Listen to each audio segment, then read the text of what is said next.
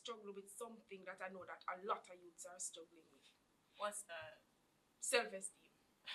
Self-esteem. Really, Jody? Yeah, that is it. A lot of persons look at me and say, "You right." like it's. I used to struggle with it as well, you know.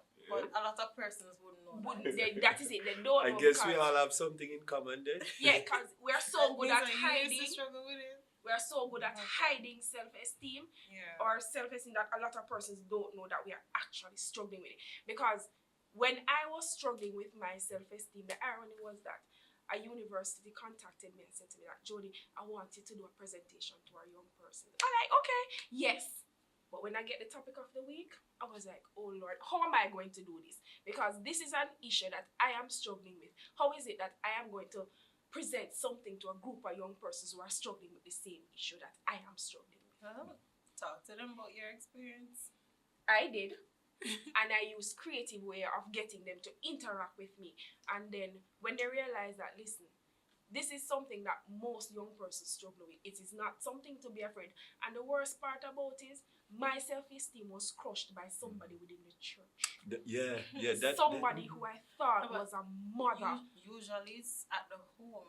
You have that problem. And even that, to have it in the church, it really serious. But as for me, growing up, you know, there were persons who say things and they said it for joke. Right? And they don't know that you're hurt. Right, they said it for joke.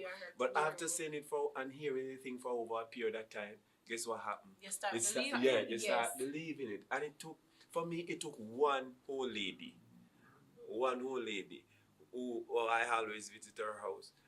And she started speaking positive to me. I believe it was God who used her because she didn't know that I was having these issues. Right? And it was the very thing that people were saying to me that she said the opposite to me about, and she keep commending me in that same area.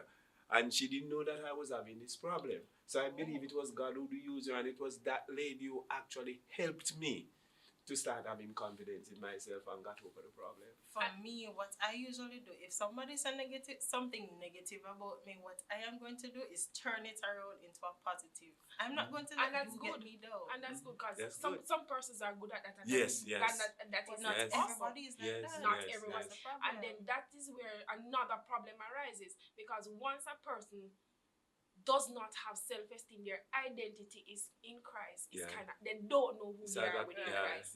They don't have no knowledge of it. It's harder for them to step out and to even be confident in doing anything at all. And even being connected with Christ himself. Because they're like, oh, I can't do this. Why is it that God would look at me? Look at me. My mother tell me I'm black and ugly. People out on road. The church members. The community. People look at me and say, you're not too much to know. They just start believing the negative rather than just focusing on that positive. And the thing about it is, Jody, is that you see, if you do not have confidence in yourself, and if it will affect your purpose as a child of God.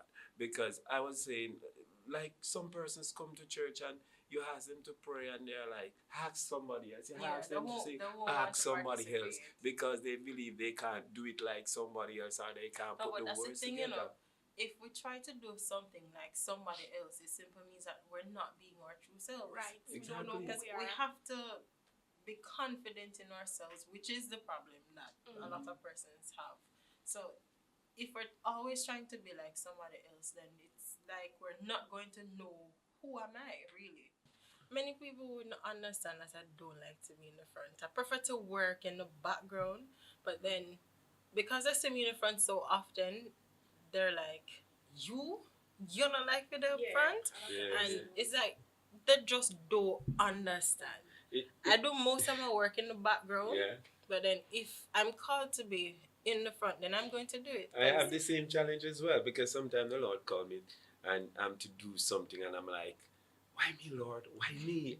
You know, and then I said, Lord, I had already promised that whatever you ask me to do, I will do it. But it's not like I like being there. And you would know, sometimes I'm there, I'm shaking.